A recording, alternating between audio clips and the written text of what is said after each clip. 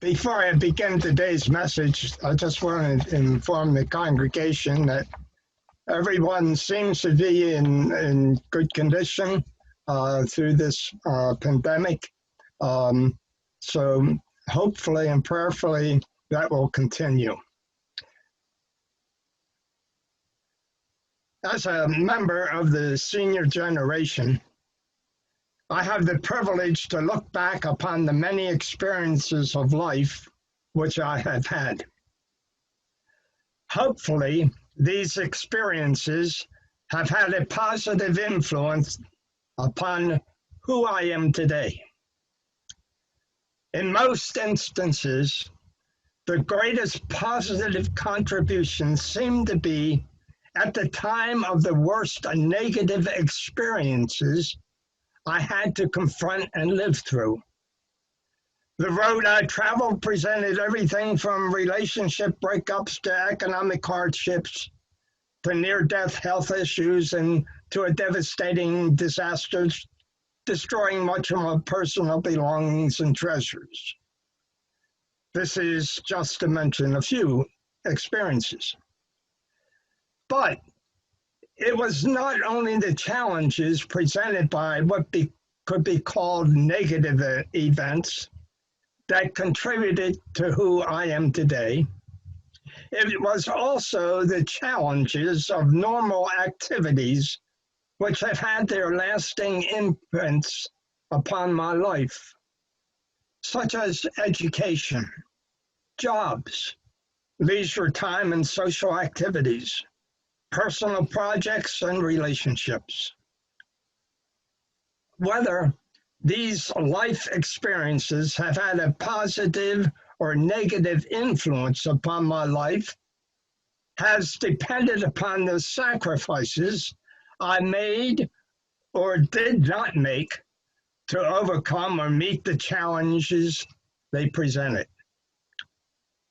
The most powerful positive influences occurred when I made the most sacrifice and the most effort in order to have a positive conclusion. Now, success in whatever we do almost always demands sacrifice of some kind. In so much of life, it is how much we are willing to sacrifice which determines the end results and which determines who we are. This is so true, especially in times of personal and societal crisis. At these times, we may ask ourselves, is the crisis worth our sacrifice? The sacrifice of our normal life activities. Often we see no overall benefit for us, maybe even hurting us economically or socially. We may just answer, it's not worth it. But if we see the crisis ultimately affecting our personal being and the physical suffering and death of others, we just may say, it is well worth any sacrifice.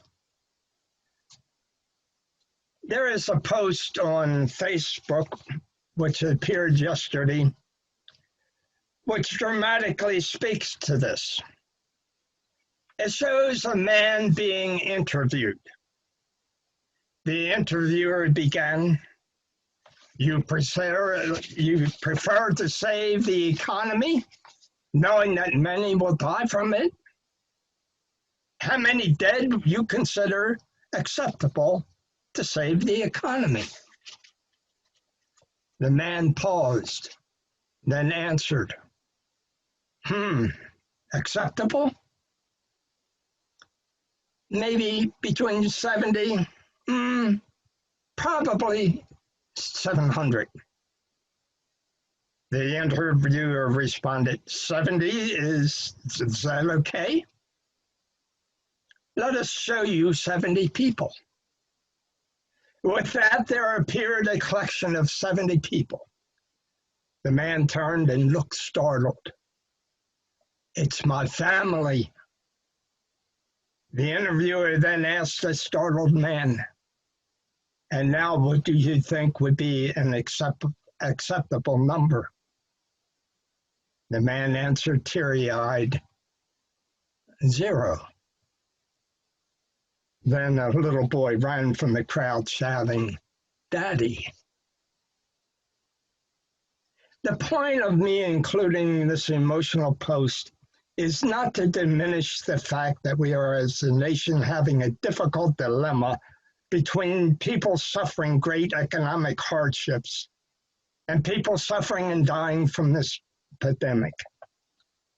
This is an extremely difficult time for many. But I am using this post to dramatically illustrate the true nature of sacrifice and the dilemma which so often coincides with it. Sacrifice, in so many cases, can have extreme consequences, which define who we are by how we respond. Peter, in his first letter, helps us to understand sacrifice and our response to it. Now, he writes to those who were facing and enduring sacrifice, who will harm you if you are eager to do what is good. But even if you do suffer for doing what is right, you are blessed. Sacrifices we make may be ridiculed by being self-serving. But with sacrifices made out of love for others, there is no self-serving. There is no grounds for ridicule. Peter writes, "Do not fear what they fear, and do not be intimidated, but in your hearts sanctify Christ as Lord." Now, to sanctify Christ is to live the life he lived, the life of sacrificial love. This sacrificial love is that of helping others, that they may be able to live their lives without want, pain, and suffering. It is to go beyond ourselves. Such a sacrifice may cause the giver to suffer, but in their suffering, they are fulfilled in knowing that they perhaps are giving life to another human being. Peter writes, "For it is better to suffer for doing good, if suffering should be God's will, than to suffer for doing evil." The example we have is always present with us. The example of love and hope given to us through the death and resurrection of Jesus. Of course, the outcome of sacrificial love depends on perseverance. We not only have Jesus' life to motivate us to fulfill sacrificial love, but knowing that God's presence is there by our side every step of the way, we are guaranteed that we are not left alone. To know this keeps our pursuit alive until our sacrifice is fulfilled. We are assured this by John in his gospel. He writes, "And I will ask the Father, and he will give you another advocate to be with you forever." To be with you forever. He reassures us with this promise: "I will not leave you orphaned." Crisis in life will happen, and we will be confronted with the decisions which may drastically affect our lives or the life of others. We not only need the understanding and the wisdom, but love in order to make the sacrifice needed towards an ultimate positive solution and outcome. But through it all, we know that God's presence is always with us. We are assured that we will not make the needed sacrifices alone. We are not orphaned, but are loved children of God.